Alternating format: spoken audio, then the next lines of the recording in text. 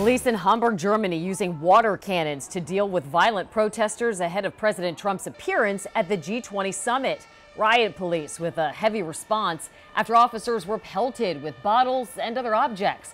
Throngs of demonstrators filled the streets today, waving signs and protesting President Trump and other world leaders. And those protesters are numbering in the thousands. Local 10 DC Bureau Chief Ross Palumbo is covering it all for us from the White House, and he has more right now. Ross. Well, Calvin and Janine, what a scene today in Germany. But now it's around 11 o'clock at night there. Things are starting to calm down. The president already at his hotel tonight. It's been a long day for him. Two different countries, two very different welcomes. With thousands of protesters raging just miles away, the president arriving in Germany tonight ahead of the G20 and straight into a meeting with Chancellor Angela Merkel.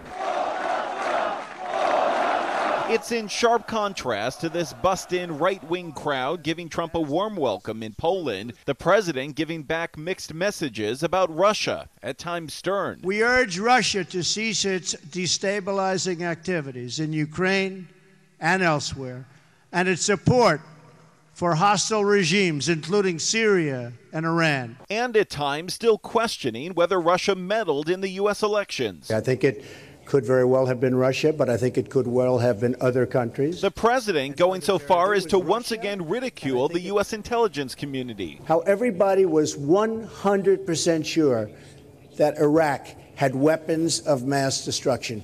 Guess what? That led to one big mess. Nobody really knows. Nobody really knows for sure. Anyone who has seen the classified information, as I have, knows that the president is not telling the truth. 17 U.S. intelligence agencies have concluded for sure that Russia did interfere. Russia did it. There is no rational person who's looked at evidence and concluded otherwise. The president will speak with Russian President Vladimir Putin near the conclusion of his trip on Friday. Secretary of State Rex Tillerson, though, still not speaking of those past intentions, only of future ones. It's difficult to say exactly what Russia's intentions are in this relationship, and I think that's the most important part of this meeting. Also today, condemnation from the president on North Korea's missile launch. It's a threat, and we will confront it very strongly. And new promises that there will be consequences. I don't draw red lines. They are behaving in a very, very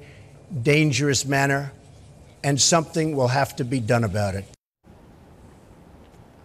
Well, back to the president's meeting right now with Vladimir Putin. We have new details coming out of the White House tonight. We now know that that meeting will happen just before 10 a.m. our time over there in Germany. We also know very few people will be in the meeting. The only person with the president will be the Secretary of State Rex Tillerson. The only person with Vladimir Putin will be his foreign minister, Sergei Lavrov. That meeting expected to last only around 30 minutes. For now, it's the very latest live at the White House. Janine, back to you. And Ross, what about media? Will there be a media briefing afterwards? Any kind of readout? What are we going to be able to glean from this meeting between the two of them? Well, we haven't gotten any details yet from the White House on exactly what kind of access we're going to have. You know, today with that meeting with the German Chancellor, Angela Merkel, there was no press inside. There were a few still photos, but that was it. The readout coming more than an hour later. Details very sparse. It's hard to think that we'll get anything more coming out of that meeting with the Russian president tomorrow, but we'll have to wait and see. Yeah, the big question, will they talk about the Russian meddling in last year's election? We'll talk about the presidential election. Russ, we'll see you at the top of the hour. Thanks a lot.